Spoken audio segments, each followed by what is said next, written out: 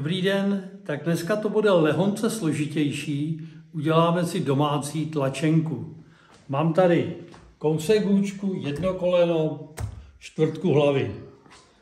No tak všechno to dám takhle do papiňáku. Samozřejmě už to mám očištěný, že jo, tím už nebudu zdržovat. Tak, ještě tadyhle rypáček. Naleju na to vodu.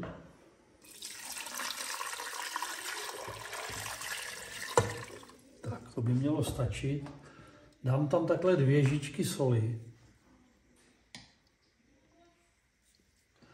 Dám tam cibuli. Dám tam takhle česneku. No, teď tam dám celý pepř. Nebo je koření toho míň, takhle toho pepře tam dám ještě trošku. Tak.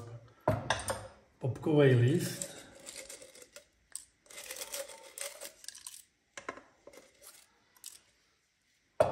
Tak. No a teď to takhle zavřu. No a já, abych vám pravdu řekl, já s tím úplně nemám zkušenost s tím papiňákem. My jsme to vždycky dělali velkým a dělali jsme to v kotli. Takže zkusím půl hodiny. Od toho, až se to začne vařit samozřejmě. Jak se to začne vařit, tak půl hodiny. A uvidíme, jestli to bude dost, protože to maso by nemělo být úplně, mělo by být takový spíš na 3/4 než měkký. Takže takhle počkáme a pak si řekneme, co dál. Půl hodiny je pryč. Já se na to podívám. Tak ten bůček asi by byl.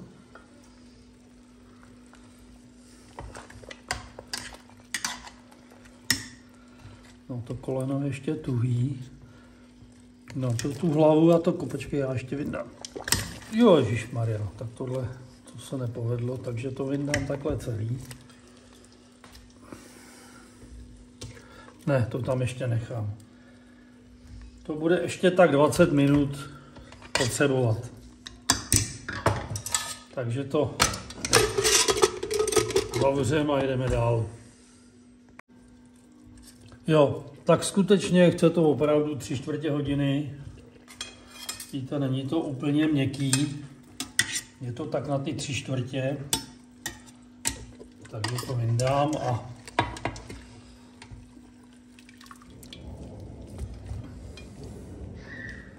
budeme pokračovat. Tak zatím tohle ten vývar, který mi tady z toho masa zbyl, tak si ho takhle předsedím.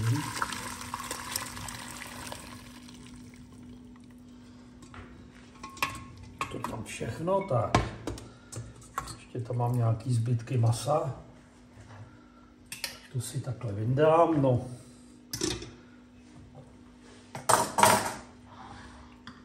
Teď tady mám ten bůček, který jsem vyndal dřív, ten už je takový vychladlej trošku. Takže si z něj odkrojím takhle tu kůži. A až to odkrojím ze všeho, tak tu kůži potom rozsekám na jemno. No. A mezi tím už takhle můžu to maso krájit. Vidíte, že to opravdu není to měkký. A to je dobře. Dobře je to proto, protože až to dáme do toho, až to dochutíme a dáme to do toho pytle na tlačenku, tak to ještě budu 2 hodiny dělat při 80 stupních. A to maso se tam krásně dodělá a bude to potom želírovat a bude to držet tak. Takže takhle. Takže se mi to takhle podařilo nějak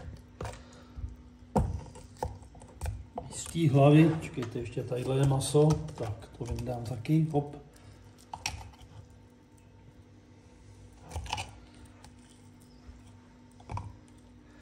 No prostě je s tím trochu práce a opravdu by to nemělo by to být měkké.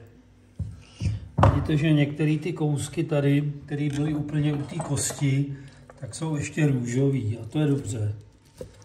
No, takhle si to nakrájím na ne úplně malé kousky. No a teď tady mám ty kůže, který jsem z toho sundal. No ještě tady mám ucho. No a tak samozřejmě tu chrupavku tam dávat nebudu. Ale z toho ouška tu kůži si takhle seškrábnu a taky rozsekám. Pokud máte pejska, bude nadšenej. Tak. No a takhle pěkně nadrobno. Pokud máte kolébku řeznickou, tak to jde lepší, ale takhle to jde taky a mělo by to být poněkud takhle jemný, jo? Tak asi takhle by ta kůže, nebo ty kůže měly být rozsekaný, vidíte, už to želíruje, už se mi to lepí na nůž, tak takhle to je dobrý. No a teď tady mám ten vývar, no a všechno to maso tam takhle dám.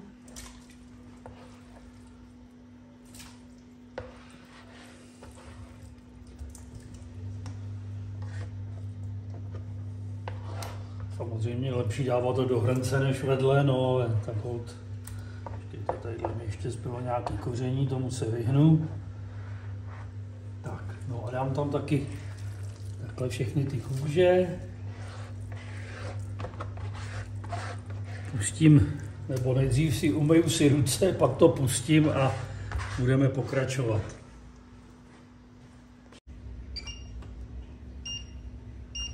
Takže teď to takhle zapnu, no a ochutnám to. No a pro tlačenku je důležitý, je prostě v téhle chvíli to přechutit. Docela významně to přechutit. 1, 2 soli. Teď tady mám pepř.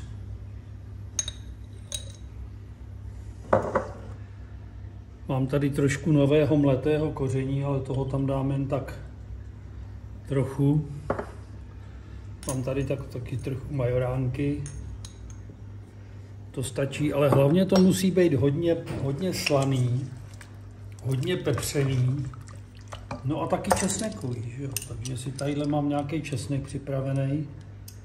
Takže si ho tam takhle namačkám. Protože až se vám to bude zdát, že už je to moc kořeněný, tak bych skoro řekl, tak tam ještě trošku přidejte. Protože neslaná tlačenka nebo neokořeněná tlačenka, to prostě s tím už se pak moc dělat nedá. No. Se tady řezníkům pletu do řemesla. Doufám, že se mi nepomstějí někde. Tak a teď se to už jenom nechá zavařit. Pak se to samozřejmě ještě ochutná a mám tady takovýhle pytlíky na tlačenku, který se dají koupit v papírnictví. Tady to takhle uvážu provázkem, no to můžu udělat vlastně hned, když se mi to zavaří.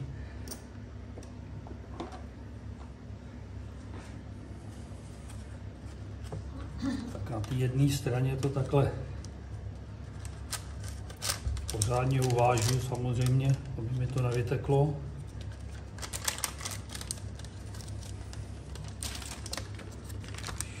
Ještě dvakrát, ať mám jistotu.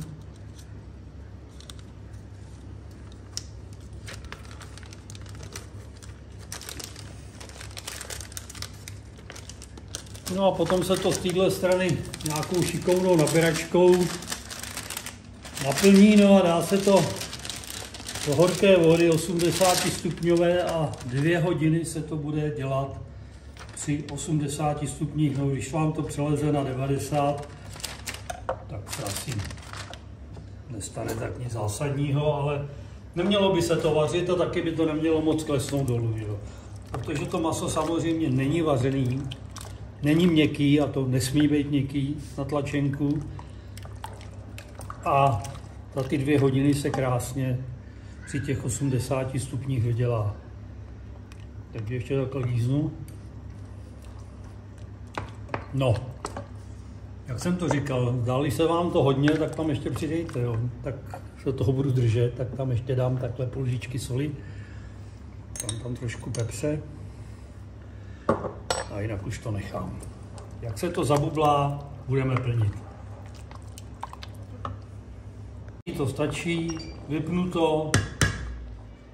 Tak. Vezmu si rukavici, nějakou tady máme, tady.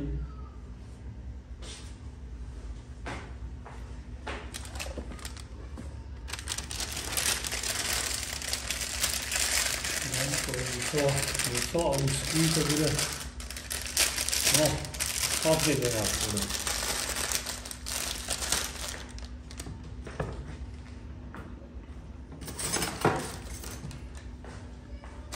No, teď se to bude takhle plnit.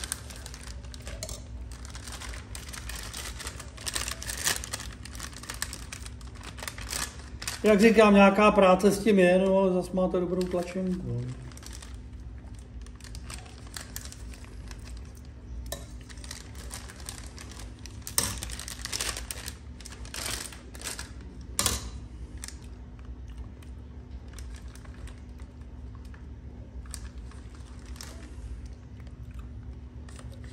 No a takhle se to prostě, až to bude všechno v těch pytlíkách, tak to zase zavážem z druhé strany, no a budeme pokračovat. Tak vidíte, jednu tlačenku už máme naplněnou, no a teď budeme dělat druhou, protože mě chybí jedna ruka.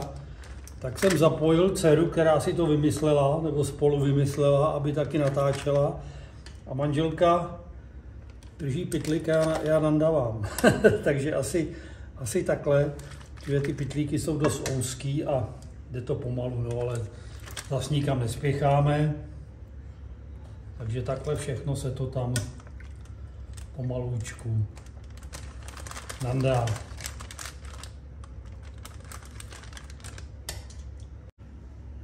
No, teď to takhle uvážu.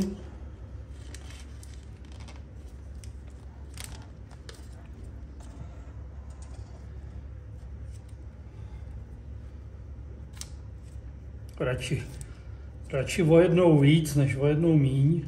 Tak. Tady mám nůžky. Takhle to ustřihnu. No, máme druhou tlačenku. No a jdu sehnat nějaký přiměřený hrnec, do kterého se mi to vejde. Tak, změřím 93, no, tak ono se to trošku schladí. Takže tam dáme takhle jednu tlačenku, druhou tlačenku, tady uberu. Mělo by to být při těch 80 stupních, no tohle 90 a ono, jak jsem tam dal tu tlačenku, tak se to trošku schladí. A 2 hodiny. Takže za 2 hodiny naschledanou.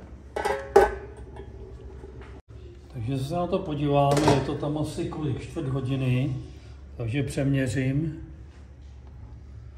To má to 87, no to má dost, ale to nevadí, mezi těma 80 a 90 je to dobrý.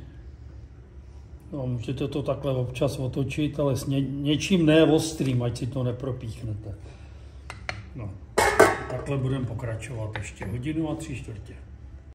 Takže 2 hodiny jsou pryč, mám tam těch 84 stupňů, takže to je dobrý, takže to teďka vyndám. Samozřejmě je dobrý vyndávat to tak, abyste si to neroztrhli, jo.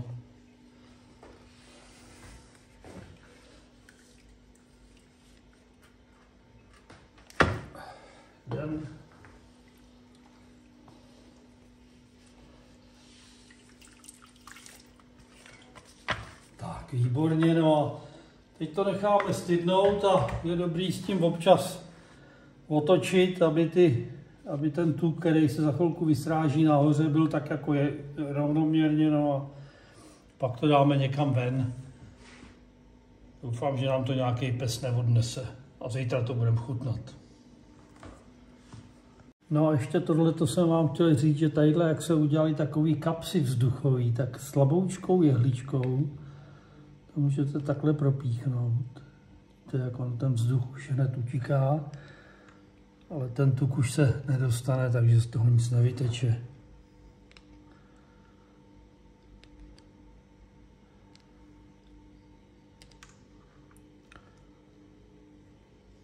Ještě tadyhle. Tak. No a teď už je to hotový. Tak se podíváme na tu tlačenku, ale nejdřív si nakrájím trošku cibulky na jemno. Cibuli propláchnu takhle studenou vodou, aby ty silice tam tak nevoněly, nebo nevoněly, to je jedno, tak. Takhle si to tady připravím, mám tady citron, no a jdu na tu tlačenku. Takže si takhle ji vemu. No a chvíle pravdy.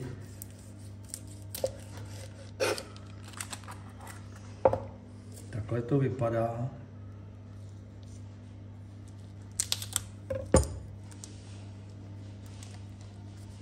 No.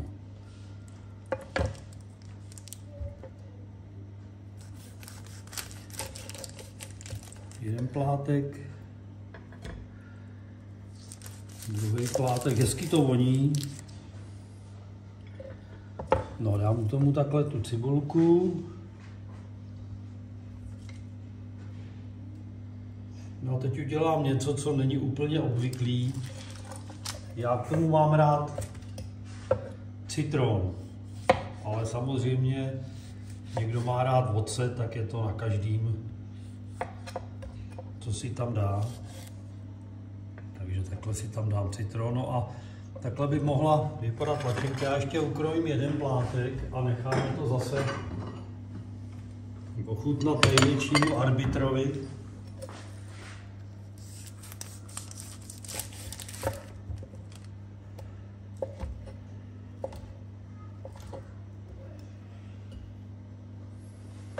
Tady uděláme pořádek.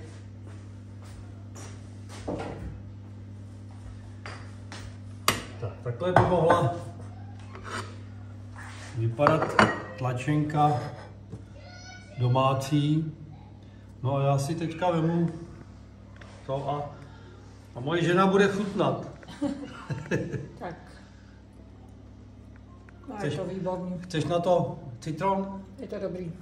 Co? Je to dobrý. Říká, že je to dobrý, tak můžeme jí věřit, tak jo. Nechte si chutnat. Tak ještě jednou takhle záběr na tlačenku, ať vám chutná.